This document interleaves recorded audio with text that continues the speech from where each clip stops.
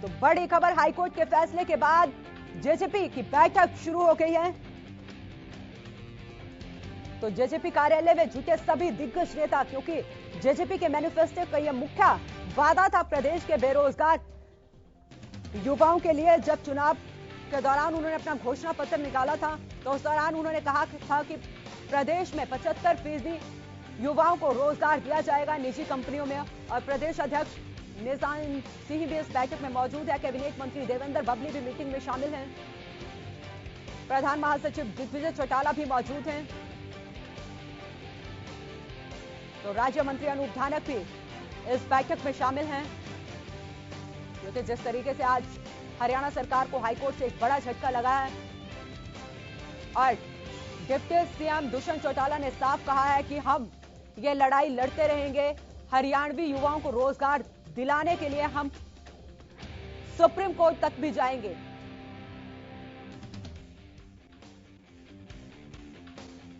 ज्यादा जानकारी के लिए हमारे साथ हमारे सहयोगी अशोक ग्रोवर जुड़ चुके हैं। अशोक, जानकारी चाहेंगे क्योंकि एक बड़ा फैसला लिया गया है और अब उस फैसले के बाद जेजेपी एक बैठक कर रही है। इससे पहले डिप्टी सीएम दुष्यंत चौटाला ने साफ कहा था कि हम हरियाणवी युवाओं को रोजगार दिलवाने के लिए लड़ते रहेंगे। देखिए अनु, जिस तरह की सरकार के जो डिप्टी सीएम है उन्होंने पहले अनाउंस किया था कि निजी नौकरियों में 75% आरक्षण के दौरान नौकरियां दी जाएंगी। उसको लेकर हाई कोर्ट में आज जो सरकार है उसको बड़ा झटका लगा है और जो युवाओं की उम्मीदें थी वह आज तार तार हो गई हैं। हमारे बीच जो इस समय बार एसोसिएशन रतिया के अध्यक्ष हैं हरपाल सिंह ग्रोहा, उनसे बातचीत करते हैं इस फैसले को लेकर, उनकी क्या प्रतिक्रिया है। हाँ, ये बताएं, जिस तरह जो आज हाई कोर्ट से फैसला आया 75% निजी नौकरियों को आरक्षण का मामला था, उसको लेकर सरकार को जो झटका लगा, किस तरह का आगे लग रहा है आपको? सबसे पहले तो मैं धन्यवाद करता हूं कि उन्होंने इस मुद्दे को उठाया, क्योंकि कोरोना काल से हमारे देश के अंदर बेरोजगारी दिन प्रतिदिन बढ़ती जा रही थी, जिसका दबाव सरकार पर भी था। लेकिन सरकार ने जल्दबाजी में एक अहम फैसला लिया कि जो निजी नौकरियां हैं उसमें 75% जो नौकरियां हैं वो बेरोजगार युवाओं को दी जाएंगी। लेकिन ये पॉसिबल तभी था यदि हमारे देश के अंदर हमारे साथ हमारे सहयोगी रवि कालीरमण भी जुड़ चुके हैं। रवि, एक बड़ी बैठक की जा रही है जेजेपी की तरफ से। बिल्कुल अनु, देखिए 75% आरक्षण पर कानूनी रोक के बाद जो है जननायक जनता पार्टी में तमाम जो नेता हैं, जननायक जनता पार्टी के जो दिग्गज हैं वो जुटना शुरू हो गए हैं और एक बैठक जो है वो उनके द्वारा की जा रही है। प्रदेश अध्यक्ष निशान सिंह का जिक्र करें हैं, कैबिनेट मंत्री देवेंद्र बबली, प्रधान महासचिव दिग्विजय चौटाला, राज्य मंत्री अनूप धानक और उपाध्यक्ष केसी कामड़ी, तमाम जो नेता हैं ये बैठक कर रहे हैं। और आगे किस प्रकार से क्या रणनीति उनकी रहती है, जननायक जनता पार्टी किस प्रकार से इस पूरे मुद्दे को हैंडल करती है, या फिर तमाम जिस प्रकार से हाईकोर्ट की तरफ से रोक लगाई गई है तो आगे क्या उनकी तरफ से कार्रवाई करनी है, तो उस मुद्दे पर तमाम जो लोग हैं, तमाम जो नेता हैं जननायक जनता पार्टी के, वो जुटे और एक बैठक जो है वो कर रहे हैं। क्योंकि रवि, मैं बात करूंगी, दुष्यंत चौटाला डिप्टी सीएम है, उन्होंने बिल्कुल साफ कर दिया है कि हरियाणवी युवाओं को रोजगार दिलवाने के लिए हम लड़ते रहेंगे। बिल्कुल हम देखिए, जिस प्रकार से डिप्टी सीएम हैं दुष्यंत चौटाला की तरफ से साफ कर दिया कि हरियाणा के युवाओं को रोजगार दिलाने के लिए वो तत्पर तैयार है और आखिरी दम तक उनकी लड़ाई जारी रहेगी। तो ऐसे में कहीं ना कहीं उसी चीज के चलते जननायक जनता पार्टी के तमाम जो नेता हैं वो विचार विमर्श कर रहे हैं कि आगे की जो भी कानूनी प्रक्रिया रहेगी, जिस प्रकार से हाईकोर्ट की तरफ से रोक लगाई, कौन से ऐसे कानूनी पेश थे जिनकी वजह से जो पूरा कानून जो रद्द हो गया, हरियाणा के युवाओं को 75% जो रोजगार दिलाना था, तो वो कहाँ उसमें कमी रही है। तो ऐसे में कहीं ना कहीं तमाम जो नेता जुटे हैं और तमाम नेता इस पर मंथन कर रहे हैं। फिलहाल आगे की कार्रवाई जो होगी वो उनकी तरफ से स्पष्ट कर दिया जाएगा कि किस हिसाब से वो आगे कोर्ट में अपना जो पक्ष है, सरकार का जो पक्ष है, वो रख पाते हैं। जी, बहुत बहुत शुक्रिया तमाम जानकारी के लिए। अशोक ग्रोवर, मैं आपके पास आती हूँ, अपनी बात जारी रखिए।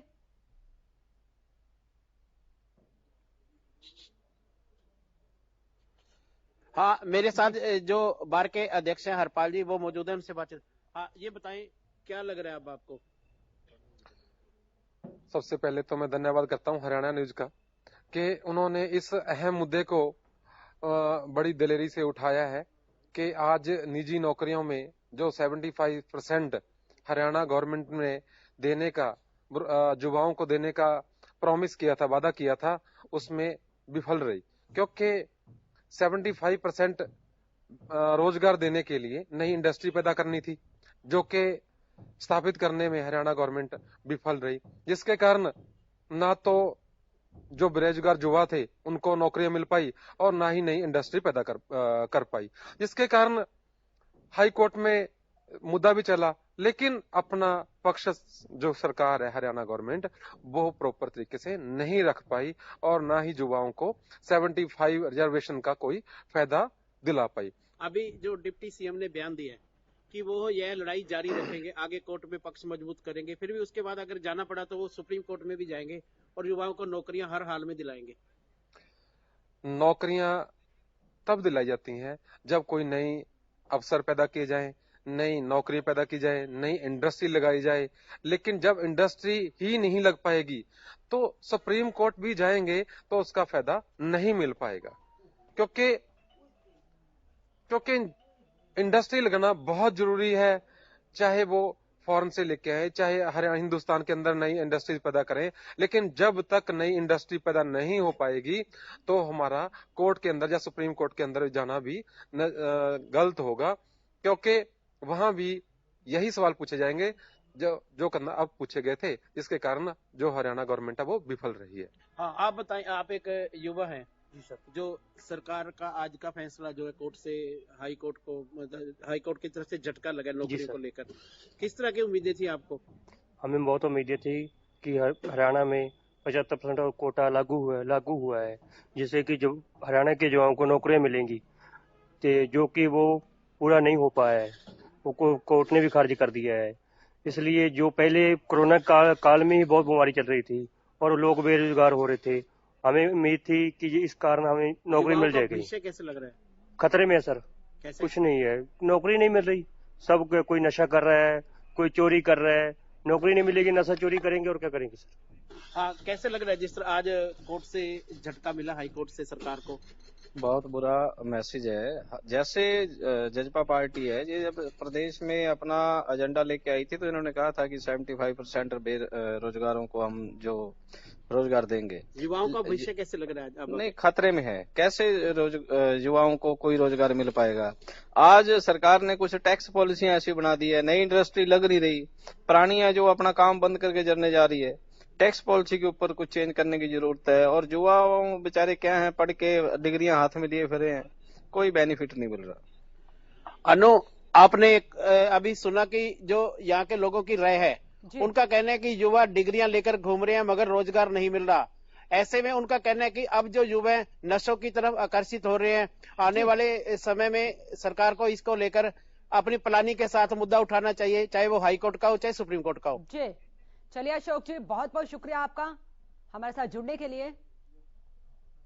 तो हमारे सहयोगी सुशील गुरुग्राम से जुड़ चुके हैं। सुशील, आपके पास आऊंगी क्योंकि आज एक बड़ा फैसला लिया है हाई कोर्ट ने और प्रदेश सरकार को एक बड़ा झटका लगा है। 75% आरक्षण का जो कानून प्रदेश में लागू किया गया था उस पर रोक लगा दी गई है।